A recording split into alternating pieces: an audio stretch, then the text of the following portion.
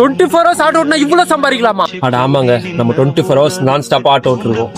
நேற்று அதாவது ஞாயிற்றுக்கிழமை விடிய காலத்தில் 3:30 மணிக்கு எடுத்து திங்கக்கிழமை 3:30 மணி வரைக்கும் ஓட்டியிருக்கோம். அதில் எவ்வளோ சம்பாதிச்சிக்கிறான்னு தான் பார்க்க போகிறோம். நம்ம 24 hours ஓட்டினதுல பார்த்தீங்கன்னா ஆட்டோ நமக்கு செலவு வச்சுச்சு பயங்கரமா. நான் இன்னும் தூங்க கூட இல்லை, மணி பார்த்தீங்கன்னா 11 ஆகுது. செம்ம வேர்வை பார்த்தீங்கன்னாலே தெரில.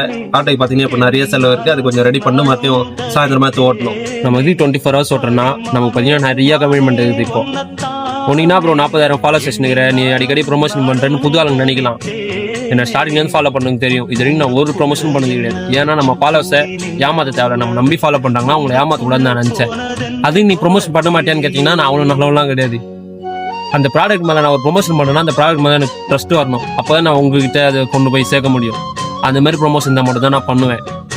அதுக்கோசம் தான் நான் இது வரைக்கும் இது பண்ணாமல் வெறும் ஆட்டோ ஓட்டினி உழைப்பால் மட்டும் ஓய்ந்து நிற்கிறேன். நம்ம கேஸ் மட்டும் அதாவது சிஎன்ஜி மட்டும் மொத்தம் 1000 ரூபாய் போட்டிருப்போம் அந்த 24 ஹவர்ஸில். சாப்பாடுக்கு டீக்கெல்லாம் சேர்த்து ஒரு 500 ரூபாய் செலவு மட்டும் 1500 ரூபாய் இருக்குது.